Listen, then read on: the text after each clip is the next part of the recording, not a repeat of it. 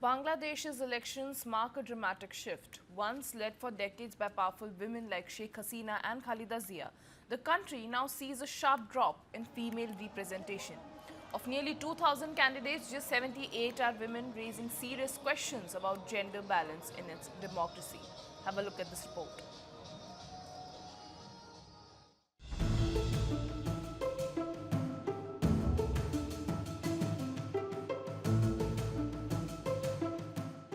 Bangladesh's upcoming elections mark a striking shift in the country's political landscape. For decades, Bangladesh was defined by women at the very top of power. Sheikh Hasina of the Awami League and Khaleda of the BNP. One or the other ruled the country for years, giving Bangladesh a rare distinction in South Asia.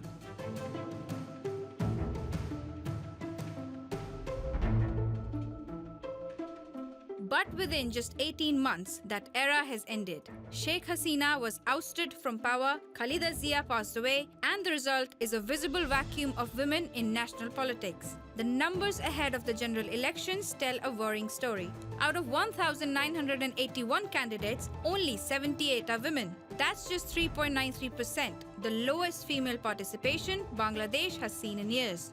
While officials in Dhaka describe this as a record in absolute numbers, experts say the share remains alarmingly low. Even more concerning is who these women candidates are. Nearly 1 in 3 have family or marital links to powerful male politicians as wives, daughters, or close relatives of party leaders. Many describe women's participation as tokenistic and largely dynastic, with independent female political voices struggling to break through. This gap is stark when compared to the population. Women make up nearly half of Bangladesh's population, yet political power remains overwhelmingly male-dominated.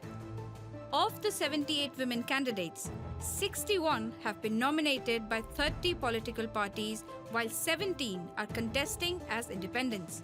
Election data shows women with political family backing consistently perform better than those without such connections.